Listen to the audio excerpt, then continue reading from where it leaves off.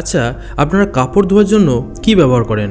নিশ্চয়ই কোনো সুগন্ধি ডিটারজেন্ট কিংবা সাবান কিংবা কোনো কেমিক্যাল, কি তাই তো?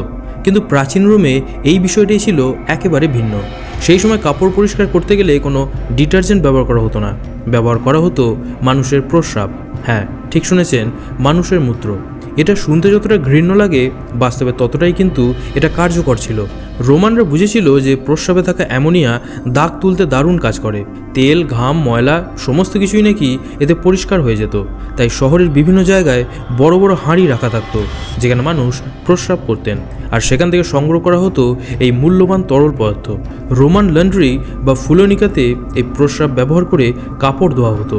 এমনকি সম্রাট ভেসপাসিয়ান প্রস্রাব সংগ্রহের ওপর কর বসিয়েছিলেন। লোকেরা আপত্তি করলে তিনি একটা বিখ্যাত কথা বলতেন যে টাকার কোনো গন্ধ নেই।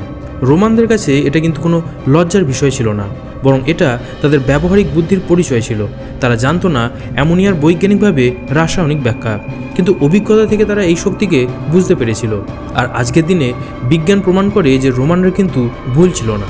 অ্যামোনিয়া সত্যিই একটি শক্তিশালী ক্লিনিং এজেন্ট। আর এই ঘটনা প্রমাণ করে যে সভ্যতা শুধু মার্বেলের স্থাপত্য আর যুদ্ধের নয়, কখনো কখনো তা গড়ে ওঠে সবথেকে অপ্রত্যাশিত জিনিস দিয়ে।